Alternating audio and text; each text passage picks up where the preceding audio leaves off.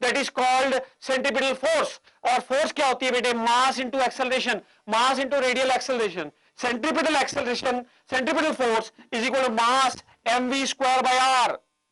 कोई भी चीज, कोई भी पार्टिकल यदि सर्कुलर मोशन में है, यदि सर्कुलर मोशन एग्जीक्यूट कर रहा है, कहीं टर्न ले रहा है, तो उसको एक रिक्वायरमेंट है, किसकी? सेंट्रीपिटल फोर्स की रिक्वायरमेंट है। यदि उसके पास सेंट्रीपिटल फोर्स नहीं होगी तो it will leave the circular path, circular path को छोड़ देगी वो बॉडी। अब आप देखिए बेटे, now this is we have discussed radial acceleration, और किसमें, किस रेफरेंस में? यूनिफॉर्म सर्कुलर मोशन के रेफरेंस में हमने सेंट्रीपिटल एक्सेलरेशन डिराइव की और उससे देखा कि सेंट्रीपिटल फोर्स किसके बराबर होती है।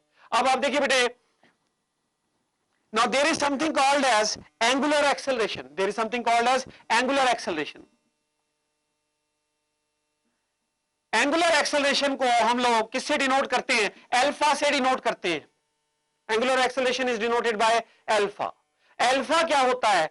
अगर एक body non uniform circular motion execute कर रही है, supposing a body is executing non uniform circular motion, then in that particular situation what will happen?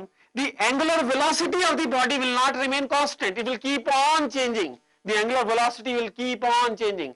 So alpha, angular acceleration, is defined as rate of change of angular velocity. It is defined as rate of change of angular velocity. Alpha is equal to d omega by dt. अब बेटा देखो, D omega units की बात करें तो ये angular velocity की unit क्या होती है? रेडियन पर सेकेंड, और अपॉन सेकेंड तो कितना आ गया बेटा? रेडियन पर सेकेंड का square. This is equal to radian per second square. अब देखिए, मैं एंगुलर एक्सेलरेशन अल्फा को लिंक करना चाहता हूं किसके साथ में? Supposing with the linear acceleration, I want to link angular acceleration alpha with the linear acceleration। तो आप देखिए बेटे, एक्सेलरेशन होता है delta v by delta t। acceleration is delta v upon delta t, so this can be written as, delta v can be written as r times delta omega by delta t। delta omega by delta t क्या होता है? ये angular acceleration. So a tangential acceleration at, जो linear acceleration है, this is acting along tangent to the path, tangent to the circular path। So at is equal to r into alpha, at is equal to r times alpha। अगर इसको vector notation में लिखना हो तो बेटा at vector is equal to alpha vector cross r vector. at vector is equal to alpha vector cross r vector. लेकिन इसका significance कहां पे है? जब हम non uniform circular motion study करते हैं। नॉन यूनिफॉर्म सर्कुलर मोशन क्या है बेटे? ये एक हरियाणा रोडवेज की बस की तरह है। हरियाणा रोडवेज की बस चल रही है सर्कुलर पाथ पे, कहीं पे तो ड्राइवर को जोश आ जाता है, वो क्या करता है? स्पीड बढ़ा देता है बस की, और कहीं पे जोश पस्त हो जाता है तो क्या करता है? बस धीमी कर देता है। यानी कि वेलोसिटी चेंज हो रही है, यानी कि स्पीड का मैग्नीट्यूड भी चेंज हो रहा है। ये कोई हिमाचल रोडवेज की बस की तरह नहीं है कि भी एक बार एक्सेलरेटर दबा दिया और जो है यूनिफॉर्म सर्कुलर मोशन में चली हुई है, वही स्पीड है बस उससे। लेकिन जो हरियाणा वाला ड्राइवर है वो क्या है? उसको कई बार तो जोश आ जाता है और कई बार धीमे हो जाता है। तो जब जोश आता है तो क्या करता है? स्पीड बढ़ा देता है। और जब पस्ता पड़ता है, कभी कोई हिमाचल की रोडवेज की बस गुजर गई साथ से और थोड़ा सा पस्त पड़ गया तो क्या करेगा? उसको देख के अपनी स्पीड भी स्लो कर लेगा, एक्सेलरेटर कम कर देगा। तो बेटा देखो, ये जो मोशन है, दिस इज जो हरियाणा रोडवेज वाली बस का मोशन है, that is non uniform circular motion. और नॉन यूनिफॉर्म सर्कुलर मोशन यदि हम पढ़ते हैं तो उसमें क्या है कि ये वेलोसिटी और ये वेलोसिटी कुछ फर्क होगा, मैग्नीट्यूड में फर्क होगा।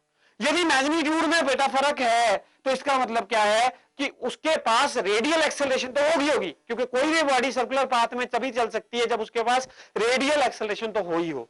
लेकिन उसके पास साथ में एक और चीज हो जाएगी, that is called tangential acceleration. Tangential acceleration क्यों आई? क्योंकि लीनियर वेलोसिटी कंटिन्यूसली चेंज कर रही है। बेटा देखो, आपको भी मैंने टेंजेंशियल एक्सेलरेशन बताई, that is r times alpha, क्योंकि एंगुलर एक्सेलरेशन होगी because the angular velocity is continuously changing. अब आप देखिए radial acceleration is equal to v square by r. ये क्या है? along the radius and it will be continuously changing. ये continuously change हो रही है. तो अगर आप इसकी नेट एक्सेलरेशन देखना चाहते हैं तो देखिए टेंजेंशियल एक्सेलरेशन तो इसके पास है r टाइम्स अल्फा और रेडियल एक्सेलरेशन बेटे ऐसे है, दोनों वेक्टर्स हैं और दोनों कितने एंगल पे हैं? 90 डिग्री के एंगल पे हैं. both are at 90 degree angle. So बेटा देखो the net acceleration is equal to square root of radial acceleration का square plus tangential acceleration का square. This is the effective acceleration that the particle is having which is executing non-uniform circular motion. So आप देखिए radial acceleration क्या हो जाएगी बेटे? v की power 4 by r square plus tangential acceleration r square alpha square. This is the net acceleration. This is the net acceleration in non-uniform circular motion. This is the net acceleration in non-uniform circular motion. अब देखिए बेटे एक आपके लिए question, no very small question.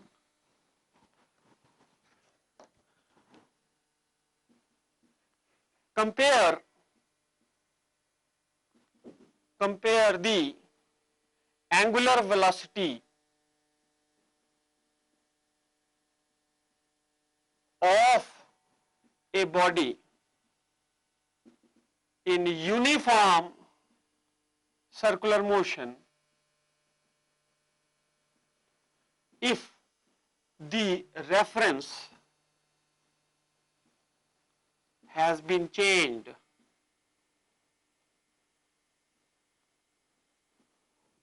If the reference has been changed.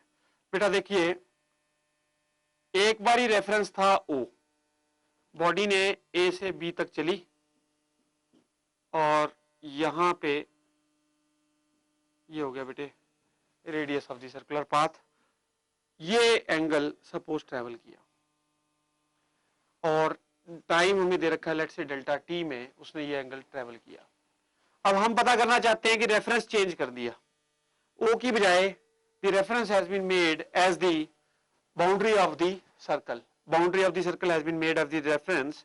तो बेटा अगर आपको ये दे रखा है कि with O reference with respect to O reference the angular velocity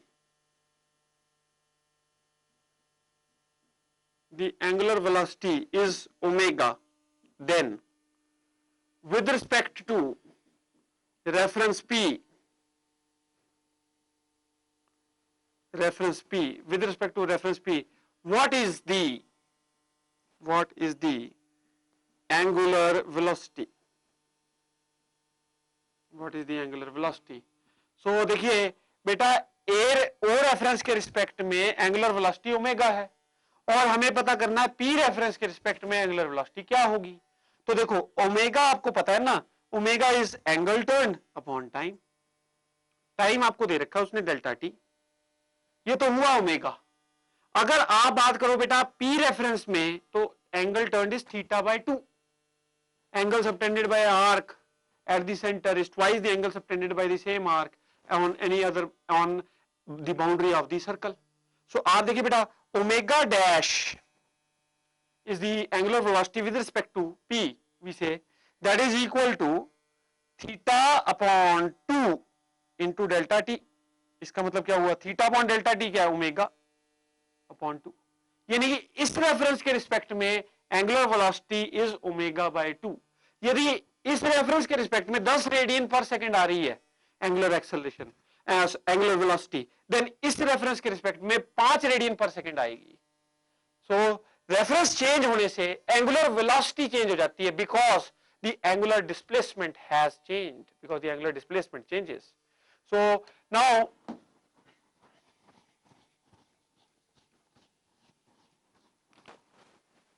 now we will discuss motion, uniform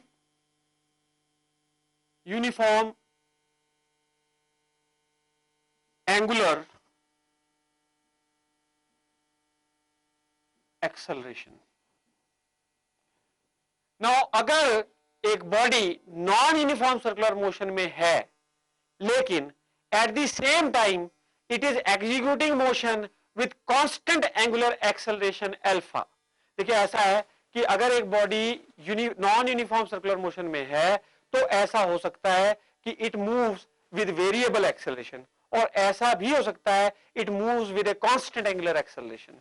अगर तो एंगुलर वेलोसिटी जो चेंज हो रही है वो इक्वल चेंज हो रहा है इक्वल टाइम इंटरवल्स में, then we say that the motion is with uniform angular acceleration. लेकिन अगर जो चेंज है जिसमें एंगुलर वेलोसिटी में that is not constant, that is changing with equal intervals of time, the angular velocity changes unequally, then the motion is said to be non-uniformly accelerated motion. non-uniform angular acceleration body उस समय possess करेगी। अगर हमारा motion ऐसा है, it is with uniform angular acceleration, supposing it is with uniform angular acceleration alpha, अगर हमारा जो particle है वो uniform angular acceleration में चल रहा है, then there are three equations of motion that we can apply here. तीन इक्वेशन ऑफ मोशन क्या है? Omega is equal to omega not plus alpha into t. Second is theta is equal to omega not into T plus half alpha t square. Third equation omega square minus omega not square is equal to 2 times alpha into theta. ये equations तीनों की तीनों they are analogous to uniformly accelerated motion. Linear motion में जब हमने uniform acceleration में bodies को पढ़ा था तो हमने ये तीन इक्वेशंस डिस्कस की थी, और यही same equations of motion are applicable to motion in non uniform circular motion when the body is moving with uniform angular acceleration. तो ये तीनों इक्वेशंस ऑफ मोशन वैलिड हो जाती हैं because alpha is constant. The primary condition is alpha is constant. Now can we derive these particular equations? Yes, we will discuss all the three equations one by one. So first equation of motion is omega is equal to omega naught plus alpha into t. अब देखिए बेटा, एक body है जिसकी initial angular velocity क्या है? Omega naught. This is initial angular velocity. Initial angular velocity क्या है? Omega naught. और अल्फा क्या है बेटे? Alpha is constant angular acceleration। और ओमेगा क्या है? This is final angular velocity. Final angular velocity. So suppose कीजिए एक बॉडी की एंगुलर वेलोसिटी ओमेगा नॉट से ओमेगा चेंज हो रही है, तो ये क्या होगा? और टी टाइम में चेंज कर रही है, then alpha is defined as change in angular velocity upon time. So that means final angular velocity omega is equal to omega naught plus alpha into t. This is analytical method for deriving the first equation of motion in circular motion. अब देखिए बेटे, ऐसा भी हो सकता था कि uniform angular retardation होती। यूनिफॉर्म एंगुलर रिटार्डेशन में alpha is taken as negative. The final angular velocity of the body is less than the initial angular velocity. That means when the body is in uniform, when the body is in circular motion, the velocity, the angular velocity of the body is decreasing. यदि angular velocity of the body keeps on increasing, then it is having A positive angular acceleration. अब देखिए बेटे, ये first equation of motion हमने discuss की। Second equation of motion that is theta is equal to omega not into T plus half alpha into T square.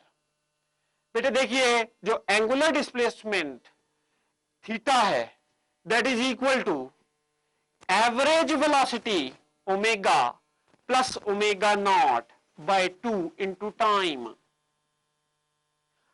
theta is equal to average velocity, average angular velocity into time. So बेटा देखिए, omega is equal to omega naught plus alpha t plus omega naught by 2 into t. अब आप यहां से देखिए बेटे, ये 2 omega not हो गया, तो ये omega naught into T plus half alpha T square. This is second equation of a body for measuring the angular displacement of a body executing uniform motion with uniform angular acceleration alpha. Now, third equation of motion.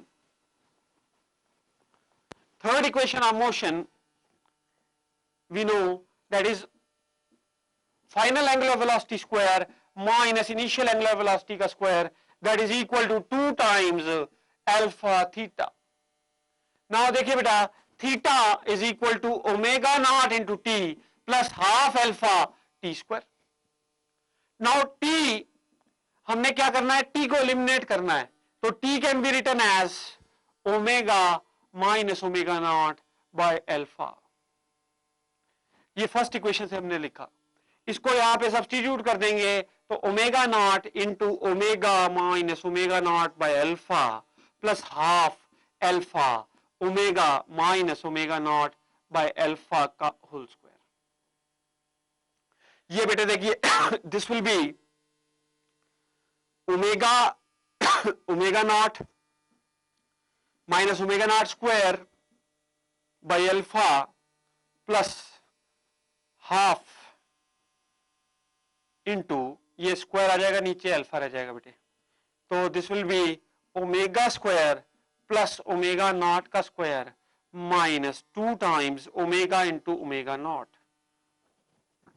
Now this will be equal to, taking 2 alpha as LCM, theta is equal to 2 times omega omega naught minus 2 omega naught का square plus omega square plus omega naught का square minus 2 times omega into omega naught. बेटे 2 times omega into omega naught cancel हो गया, ये आ गया omega square minus omega naught का square. So theta is equal to omega square minus omega naught का square बटा 2 alpha. This implies that omega square minus omega naught का square is equal to 2 times alpha into theta. So omega square is equal to omega naught square plus 2 alpha into theta. This is third equation of motion. Now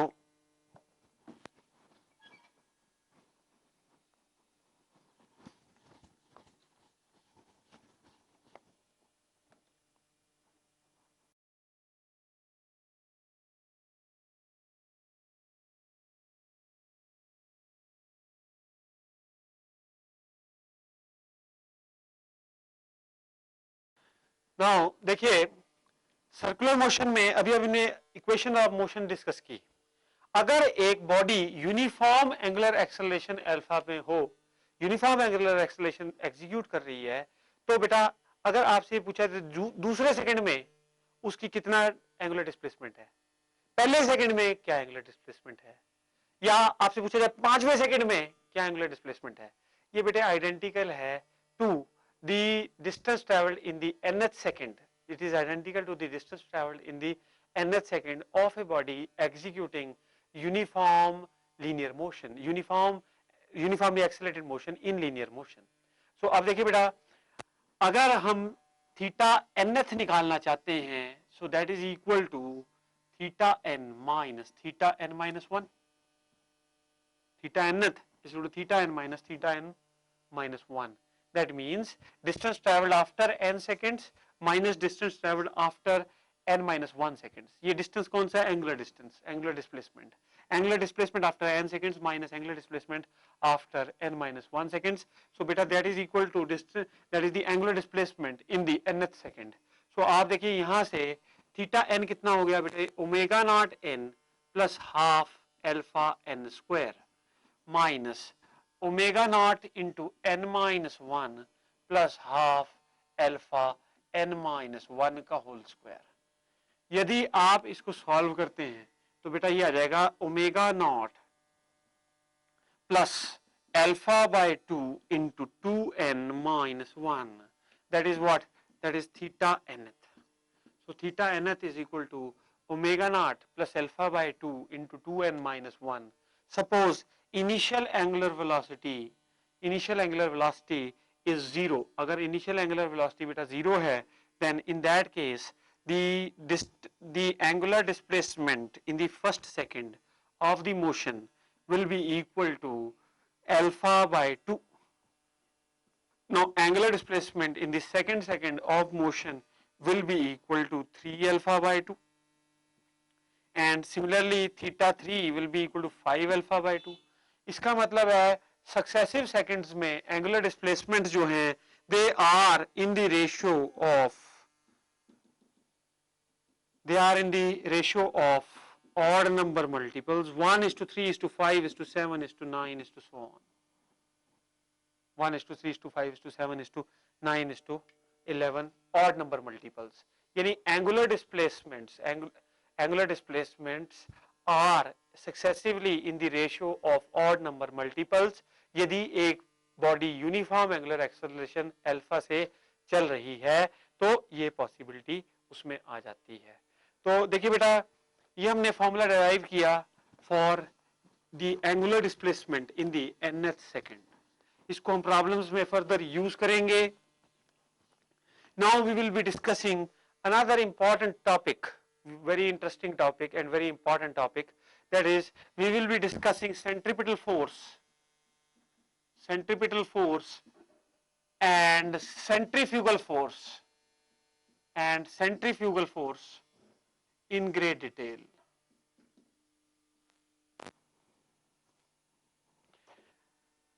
बेटा centripetal force और centrifugal force दोनों की दोनों imagination है. हालांकि centripetal force कुछ हद तक हम ये कह सकते हैं कि it is not purely imaginary, क्योंकि इसकी रिक्वायरमेंट चाहिए. सेंट्रीपिटल फोर्स मैंने आपको अभी थोड़ी देर पहले बताया कि अगर एक बॉडी सर्कुलर मोशन में है तो उसको अपने सर्कुलर पाथ को मेंटेन रखने के लिए सेंट्रीपिटल फोर्स चाहिए. और ये सेंट्रीपिटल फोर्स कैसे एक्ट करती है? This acts towards the radius, that is towards the centre, along the radius towards the center it acts. तो सेंट्रीपिटल फोर्स जैसे पार्टिकल चलता जा रहा है, सर्कुलर मोशन में है, यूनिफॉर्म सर्कुलर मोशन में है, तो it is having the centripetal force, और सेंट्रीपिटल फोर्स उसको अगर मिल रही है तो उसकी डायरेक्शन चेंज हो रही है. It is always along the radius. लेकिन किसी ना किसी जरिए से मिलती है. जो सेंट्रीपिटल फोर्स है किसी ना किसी वे से मिलती है, किसी ना किसी जरिए से मिलती है, डायरेक्टली नहीं मिल जाती, किसी ना किसी वे से मिलती है, किसी ना किसी जरिए से मिलती है. अब आप देखिए बेटे सेंट्रीफ्यूगल फोर्स ये जो कॉन्सेप्ट है it is a concept of pseudo force. Centrifugal जो फोर्स है it is purely a concept of pseudo force. इसको भी डिस्कस करूंगा. पहले मैं सेंट्रीपिटल फोर्स के कुछ आर्टिकल्स डिस्कस करूंगा. तो बेटा देखो सबसे पहले ए कार मूविंग और executing a circular turn, we will discuss this. कारें देखी हैं आपने, कारें चलती हुई और टर्न आता है, तो टर्न पे क्या होता है? अगर ड्राइवर की स्पीड ज्यादा हो तो what can happen? Accident can take place. The car may leave the circular path and it will skid out. आपने रेसिंग कार्स देखी होंगी, उनमें आमतौर पे क्या होता है? जब कारें चल रही होती हैं तो स्किडिंग हो जाती है कार की, बाहर की तरफ को कार निकल जाती है. अब ये जो स्किडिंग हो रही है इसको हम एनालाइज करना चाहते हैं कि क्या सेफ स्पीड ड्राइवर ले, मैक्सिमम से मैक्सिमम क्या स्पीड ले कि आर रेडियस का टर्न है उसको टर्निंग कर ले, उसको सेफ टर्निंग कर ले. सेफ टर्निंग का मतलब है कि उसकी कोई वेलोसिटी सेफ होनी चाहिए so that it can turn safely at that particular speed. तो देखिए बेटा आपने आमतौर पे देखा होगा रोड्स पे लगा होता है स्पीड लिमिट इतनी, टर्न पे लिखा होता है स्पीड लिमिट इतनी, यानी कि अगर आपने उससे ज्यादा स्पीड रखी तो आपकी गाड़ी स्किड कर सकती है. और अगर कहीं आप जा रहे हो शिमला जैसी जगह पे या कहीं हिल्स एरिया में और वहां पे अगर आपने स्पीड ज्यादा रखी तो स्किडिंग हो गई तो आप क्या है सीधा खड्ड में जाएंगे और कहीं नहीं जाएंगे. तो बेटा देखिए अब हमारे पास ये रही कार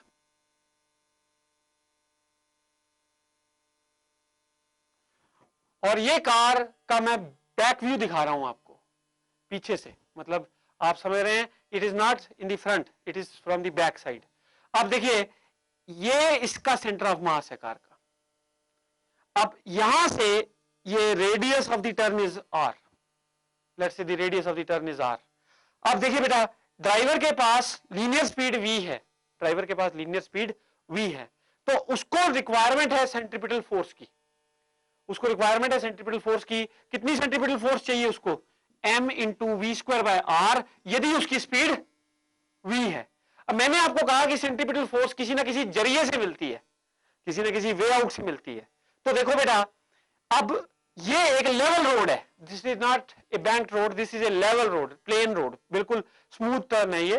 और क्या है लेवल रोड का मतलब? होता है कि इनर साइड पे जितनी हाइट है किसकी, जो तारकोल है, उतनी ही हाइट आउटर साइड पे है, तो that means it is pure level road, और लेवल पे ये टर्न है। तो बेटा देखो, इसका कार का भार weight mg will act in the downward direction, car plus आदमी का भार टोटल हमने बड़ा m कह दिया, और बड़ा mg will act in the downward direction. अब रोड इसको एक रिएक्शन देगी, रोड रिएक्शन जो देगी दैट इज r। अब कार उड़ तो रही नहीं, तो इसका मतलब क्या है, जो वर्टिकल फोर्सेस हैं वो बैलेंस्ड हैं, यानी कि r will be equal to mg only. अब ऐसा है, अगर कार में स्किडिंग होनी भी है तो किस तरफ को होगी? बाहर की तरफ को होती है।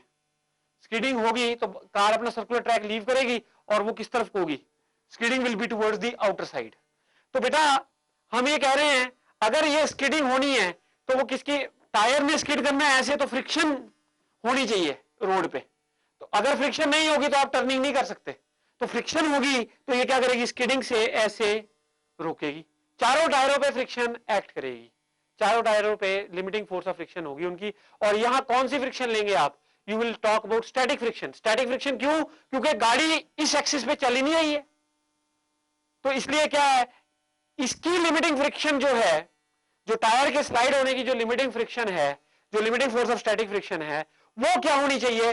कम से कम इस सेंट्रीपिटल फोर्स से ज्यादा होनी चाहिए, क्योंकि friction is providing the necessary centripetal force. So we say that mu S into r should be greater than equal to mv square by r, should be greater than equal to mv square by r। तो बेटा देखो mu S, अब ये भी बड़ा m ही रखना पड़ेगा, तो म्यू एस इंटू बड़ा m into G will be greater than equal to m into V square by r। So बेटा m से m काट दीजिए, तो इसका मतलब क्या हुआ? इसका मतलब ये हुआ v is less than equal to square root of mu S into are into g. इसका मतलब क्या है बेटे, जो गाड़ी की स्पीड है वो इससे, इसके कम से कम तो बराबर हो, mu S into R G के रूट के, या उससे कम हो। लेकिन अगर स्पीड ज्यादा होगी इससे, तो गाड़ी कभी भी सेफ टर्निंग नहीं कर सकती, इट विल स्किड। और लेवल रोड पे गाड़ी टर्निंग कर ही नहीं सकती अगर फ्रिक्शन ना हो, क्योंकि फ्रिक्शन प्रोवाइड करती है सेंट्रीपिटल फोर्स। अगर फ्रिक्शन ना हो तो सेंट्रीपिटल फोर्स प्रोवाइड ही नहीं होगी, और क्या होगा? The car will leave it's circular path. अगर फ्रिक्शनलेस रोड है, सपोजिंग फ्रिक्शनलेस रोड है, तो फ्रिक्शनलेस रोड को आप बैंक कर सकते हैं। There is a phenomena which we call as banking of roads। तो अगर आप बैंकिंग कर दें तो उससे आप क्या है, फ्रिक्शनलेस रोड पे भी टर्निंग कर सकते हैं। Now we will study what is banking of roads.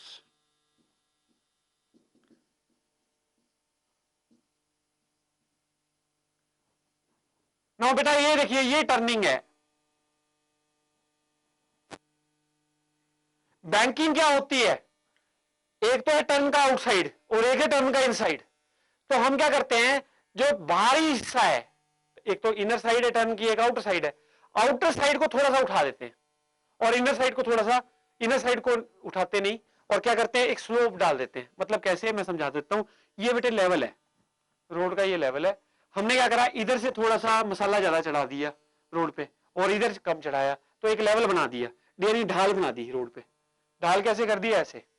अब देखिए, अब अगर फ्रिक्शनलेस भी है तो भी गाड़ी की सेफ टर्निंग हो सकती है। तो बेटा क्यों? क्योंकि वेट का कंपोनेंट मिल गया। अब देखिए कैसे, मैं आपको डिस्कस करूंगा। देखिए बेटा, ये हमारी कार है, ये भी मैं रियर व्यू में दिखा रहा हूं कार को। ये हमारी कार है। अब देखिए बेटा, इसमें क्या है कि गाड़ी तो ऐसे जा रही है टर्न पे, is it clear? So it is executing a radius R turn. ये जो हमने एंगल दिया है नीचे लेवल के साथ, this angle is called angle of banking. This angle is called angle of banking. और एंगल ऑफ बैंकिंग के अकॉर्डिंगली ही आपको स्पीड एडजस्ट करनी पड़ती है। अब आप देखिए बेटा, इसको रोड जो है वो दबाएगी, कार जो है वो रोड को दबाएगी, तो रोड इसको क्या करेगी? रिएक्शन देगी। रिएक्शन कितना दे रही है? R. Let's say the reaction is R. ये आर इस रोड के परपेंडिकुलर है रिएक्शन, और इसका एक, इसके आर के मैं दो कंपोनेंट्स करूंगा। अब आप देखिए, ये बेटा ये वाला जो है ये इसके परपेंडिकुलर होगा, इस लेवल के। तो ये angle between this two will be theta. This angle will be theta. तो इस आर के आप दो कंपोनेंट्स कर सकते हैं। इस आर के दो कंपोनेंट्स क्या कर सकते हैं? आर कॉस थीटा, और इधर कितना बेटा? इधर आर साइन थीटा। अब ये जो आर साइन थीटा है, अब देखिए, weight of the car will act like this, the weight of the car is acting like this. ये आर साइन थीटा, अगर mass of the car M है तो आर साइन थीटा क्या provide करेगा? Centripetal force. मैंने आपको कहा था सेंट्रीपिटल फोर्स किसी न किसी जरिए से होती है। अगर कार v स्पीड से चल रही है, कार की स्पीड v है, तो आर साइन थीटा जो है वो सेंटर की तरफ एक्ट कर रहा है, and it should provide the necessary centripetal force. तो और R cos theta should balance the weight. तो बेटा देखो, R sine theta is equal to m into V square by R, and r into cos of theta is equal to mg। तो इसका मतलब क्या हो गया बेटा? tan theta is equal to V square by R G. तो इसका मतलब क्या हो गया बेटे? We square is equal to R ji into tan theta, और v हो गया क्या? Root of R G tan theta. v is root of R G tan theta. अब यहां से एक और बात देखिए बेटा, स्पीड अगर इसके लेस या इक्वल हो, हद से हद इसके इक्वल तो होनी चाहिए, तब सेफ टर्निंग हो जाएगी। अगर इससे ज्यादा हो गई स्पीड इस वाले फैक्टर से, then what will happen? There will not be safe turning. क्या होगा? गाड़ी की स्किडिंग हो जाएगी और एक्सीडेंट हो सकता है। अब ये हमने सिचुएशन करी डिस्कस जब फ्रिक्शनलेस रोड थी और बैंक्ड रोड थी, और बैंकिंग एंगल क्या था? थीटा था। अब बेटे ऐसा है कि रोड फ्रिक्शनलेस नहीं है, road is having friction, then what should be the safe turning speed? We want to find out कि बैंक्ड रोड है प्लस रोड में फ्रिक्शन है। तो अब ये सिचुएशन डिस्कस करूंगा मैं आपके साथ। तो बेटा देखिए,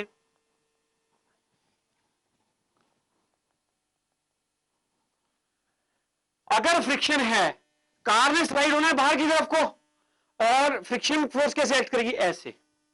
this is F friction force. अब देखिए बेटा, ये एंगल कितना हो जाएगा? ये वाला, this angle will be theta only. तो इस एफ के दो कंपोनेंट्स हो जाएंगे, क्या क्या? एक हो जाएगा बेटा एफ कॉस थीटा, और इधर कितना हो जाएगा बेटा? F sine theta. अब इसका मतलब क्या है? गाड़ी ज्यादा स्पीड पे भी टर्निंग कर सकती है। क्यों? क्योंकि रेडियस के अलॉन्ग दो फोर्सेस आ गई। कौन कौन सी? आर साइन थीटा और f cos theta. R sine theta और f cos theta. Let us say coefficient of friction, coefficient of static friction is mu s. तो अब आप देखिए बेटा, r sine theta plus F cos theta, this should be greater and equal to m we square by r. This should be greater than equal to m we square by r, या हद से हद M we square by R के बराबर तो हो, क्योंकि ये सेंट्रीपिटल फोर्स प्रोवाइड कर रहा है। और वर्टिकल फोर्स नेट बैलेंस्ड रहनी चाहिए। वर्टिकल फोर्स की बैलेंसिंग यदि आप करवाते हो तो बेटा देखो, r into cos theta, r into cos theta minus F sine theta. बेटे क्योंकि एफ साइन थीटा नीचे आ रहा है, r cos theta equal to m g plus f sine theta, मैं इधर एफ साइन थीटा पहले ही ले आया, r cos theta minus F sine theta is equal to M into g, is equal to M into g. अब आप देखिए इसको बेटा ऐसा करो, ये फर्स्ट इक्वेशन है, ये सेकंड इक्वेशन है, फर्स्ट इक्वेशन को सेकंड से डिवाइड कर दो तो आपके पास क्या जाएगा, R sine theta plus F cos theta upon R cos theta minus F sine theta is equal to V square by R into g.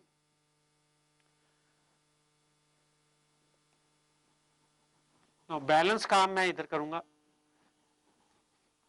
सो यहां से देखिए बेटा v कितना आ गया, v square is equal to R G, अब देखिए R sine theta plus बेटे F cos theta whole upon, F को क्या लिख लूंगा, एफ को लिखूंगा बेटे that will be equal to mu S into are into cos of theta, ठीक है, upon R cos theta minus mu S R sine theta. तो ये देखिए ये v जो है ये हो जाएगा, velocity will be equal to square root of this thing, so this will be equal to square root of, this will be equal to square root of, बेटा देखो ये काट दो, r तो ऊपर नीचे से कट जाएगा और ऐसा करो न्यूमरेटर और डिनोमिनेटर को डिवाइड कर दो tan थीटा से, तो v is equal to r ji into tan theta plus mu s, tan theta plus mu s whole upon 1 minus mu S into tan theta. So ये safe speed है अगर क्या हो road banked भी हो plus वहां पे friction भी हो, तो this is the safe speed, यानी कि the safe speed should be less than equal to this thing. अगर स्पीड इससे ज्यादा हो जाती है तो क्या है, गाड़ी के ओवर टर्निंग होने का खतरा है, गाड़ी जो है वो स्किड कर सकती है और ओवरटर्न भी कर सकती है। अब आप देखिए बेटा ये हमने डिस्कस कर लिया सेंट्रीपिटल फोर्स में बैंकिंग के साथ, with friction and without friction, the safe turning speed. Now I am going to discuss another important phenomena, that is bending of a cyclist, bending of a cyclist. बेटा turning पे आपने आमतौर पे देखा होगा कि साइकिलिस्ट झुक जाता है, इनर साइड की तरफ झुक जाता है।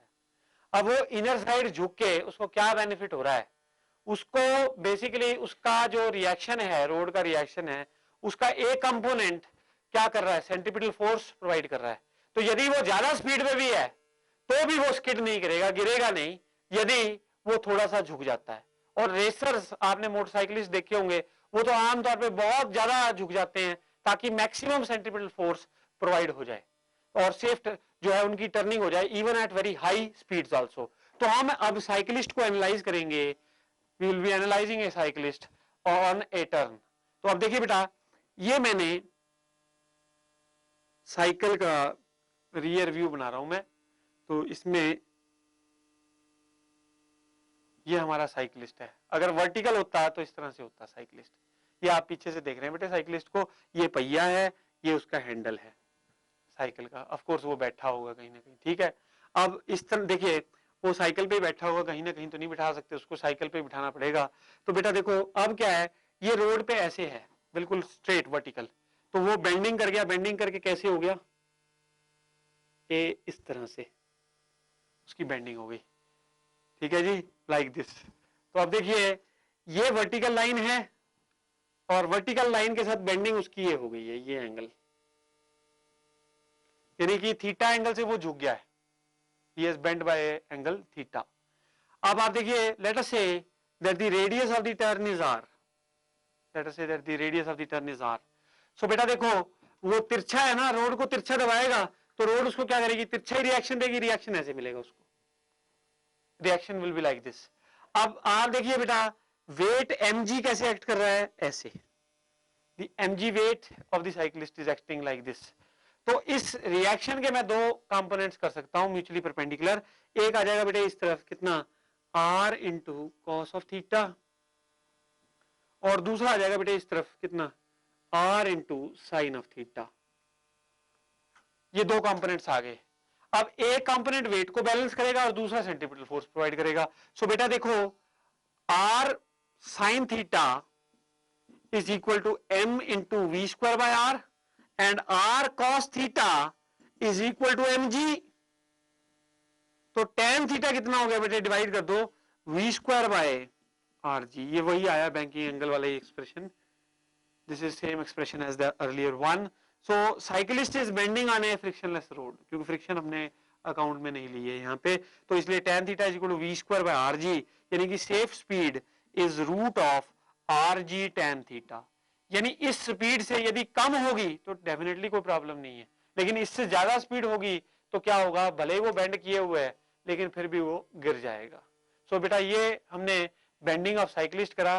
These were all the three problems were an application of क्या, centripetal force. Now will discuss about centrifugal force.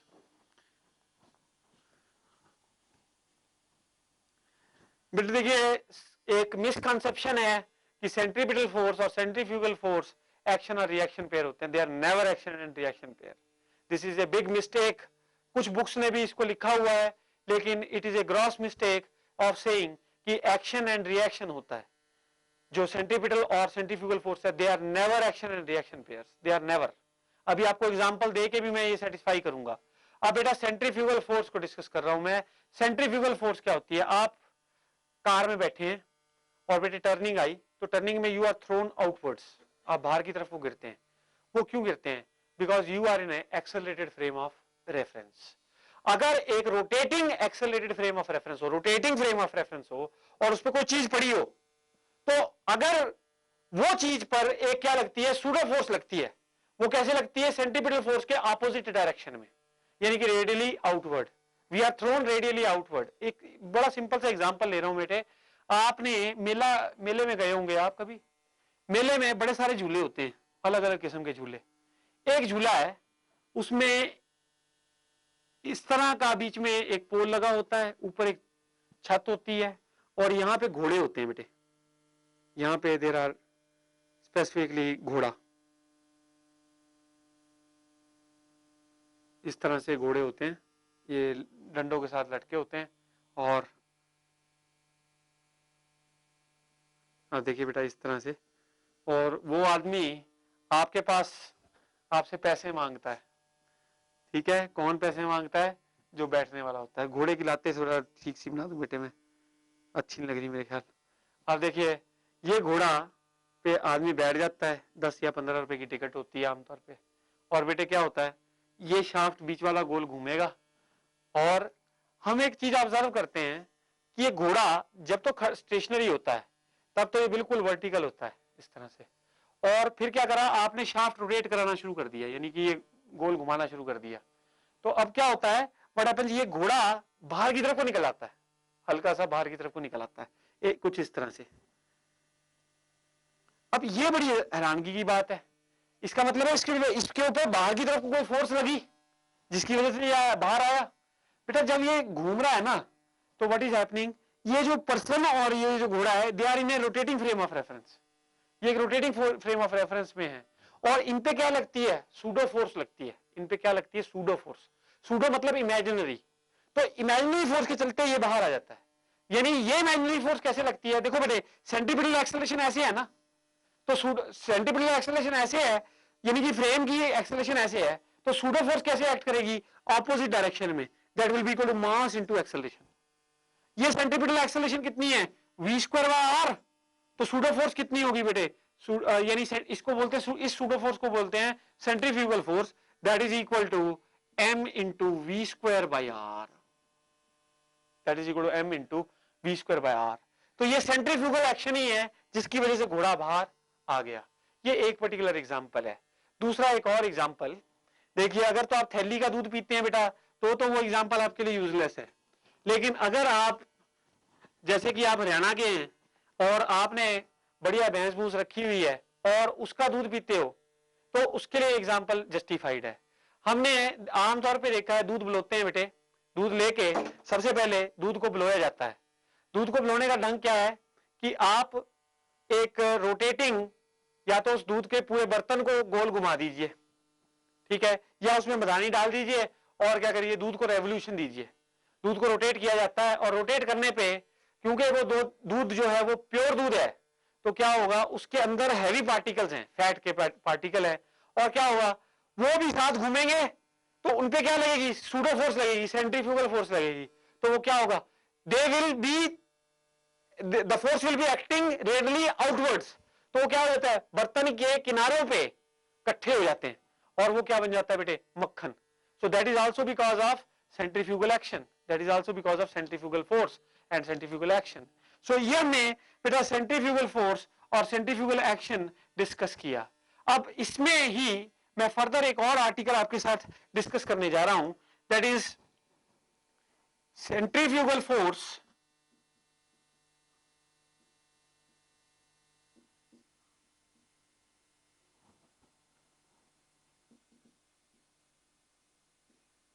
Death well. Death well बेटे, डेथ वेल, मौत का कुआं, मौत का खेल, देखा होगा मेलों में अक्सर। आज बेटे मैं मेलों की बात कर रहा हूं सारी। आप ये देखिए, यहां पे ये इस तरह का एक सिलेंड्रिकल हॉलो बर्तन है, ठीक है बेटे, और इसमें क्या, ये आदमी, ये साथ में बेटे लगा हुआ है बिल्कुल वॉल के साथ, सिलेंड्रिकल वॉल के साथ। ये सिलेंड्रिकल वॉल, पूरा सिलेंडर गोल ऐसे घूम रहा है, एंगुलर वेलोसिटी ओमेगा से ऐसे चले जा रहा है बेटे, गोल घूमे जा रहा है, घूमे जा रहा है, घूमे जा रहा है। अच्छा, एक पर्टिकुलर एंगुलर वेलोसिटी ओमेगा ऐसी आएगी, एक पर्टिकुलर एंगुलर वेलोसिटी ओमेगा ऐसी आएगी जिसपे कि ये आदमी गिरेगा नहीं, बिल्कुल वेल पे चिपका रहेगा साथ ही साथ ही। तो बेटा ये जो खेल खिलाते हैं, इसमें क्या करते हैं कि आदमी को पहले रस्सी के साथ पकड़ लेते हैं, फिर जब वो एंगुलर वेलोसिटी अचीव हो जाती है, जब आदमी को लगता है कि भाई मैं अब गिरूंगा नहीं, तो वो सिग्नल दे देता है कि भाई अब जो है आप ये रस्सी हटा लो, अब मैं बिल्कुल इसमें टिका रहूंगा, तो आदमी नीचे नहीं गिरता। अब ये आदमी नीचे गिरने का क्या रीजन, ना गिरने का क्या रीजन है, वो मैं बताऊंगा बेटे आपको। देखिए, आदमी एक रोटेटिंग फ्रेम ऑफ रेफरेंस में है, एक्सेलरेटेड फ्रेम ऑफ रेफरेंस में है, तो उस पे एक सूडो फोर्स लगेगी। वो सूडो फोर्स कैसे लगेगी, रेडियली आउटवर्ड। अभी हमने डिस्कस किया सूडो फोर्स कैसे लगी बेटा, रेडियली आउटवर्ड। रेडियली आउटवर्ड मतलब मास अगर आदमी का m है तो m into omega square into R. अगर ये फोर्स लगी आउटवर्ड तो क्या होगा, एक रिएक्शन मिलेगा फ्रॉम दी फ्लोर, ये जो बाउंड्री है इसकी, बाउंड्री को दबाएगा आदमी, तो बाउंड्री को यदि आदमी दबाता है तो क्या मिलता है, उसको रिएक्शन भी मिलेगा। वो रिएक्शन कितना है, आर। अब देखो बेटा, वेट उसका नीचे है mg, आदमी का वेट कैसे है, नीचे, और अगर यहां पे फ्रिक्शन होगी इन दोनों के बीच में, आदमी और जो इसका वॉल है उसके बीच में यदि फ्रिक्शन होगी तभी पॉसिबल है कि वो यहां पे रह जाएगा। अगर फ्रिक्शन नहीं होगी तो उसका यहां पे रहना इम्पॉसिबल है, डिफिकल्ट है, ठीक है, अभी इम्पॉसिबल है बेटे, गिर ही जाएगा वो। तो देखो, वेट mg नीचे को लेके जाना चाहता है, लेकिन force of limiting force of friction that will be mu S into R. ये ड्रम गोल घूम रहा है, तो ये जब आदमी का वेट नीचे एक्ट कर रहा है और रिएक्शन मिल रहा है उसको, ये अगर तो जो फ्रिक्शन की लिमिटिंग फोर्स ऑफ फ्रिक्शन है और जो उसका वेट है, ये बड़ा, या ये बड़ा हो जाए या इसको बैलेंस कर जाए। अगर हद से हद इसको बैलेंस कर जाए तो ये आदमी नीचे नहीं गिरेगा, यानी कि mu S into R should be equal to M into G. Mu S into R should balance M G. R किसके बराबर है बेटे, एम ओमेगा स्क्वायर आर के। तो mu s into m into omega square into r is equal to M into g, that is equal to M into g. So बेटा यहां से देखिए, एम से एम कैंसिल हो गया, यानी omega square is equal to G by mu S into R. ये क्या हो गया, omega is equal to root of this thing, omega is equal to root of this thing. Omega is equal to V by R is equal to root of G by mu S into R. तो यहां से बेटा ये हो गया कितना, ये are यहां पे चला गया, ये आ जाएगा बेटे अंदर जाके आर स्क्वायर, और ये हो जाएगा जी आर बाय म्यू एस। तो अगर लीनियर स्पीड की बात करें तो वो कम से कम इतनी होनी चाहिए, अगर एंगुलर वेलोसिटी की बात करें तो कम से कम इतनी होनी चाहिए, ताकि क्या है ये आदमी इस डेथ वेल में गिरे ना, अपने डेथ वेल में जो है ये संभला रहे, टिका रहे। तो उसके लिए क्या है कि कम से कम जो वेलोसिटी है that should be equivalent to this particular value. This is an application of what, centrifugal force in a death well.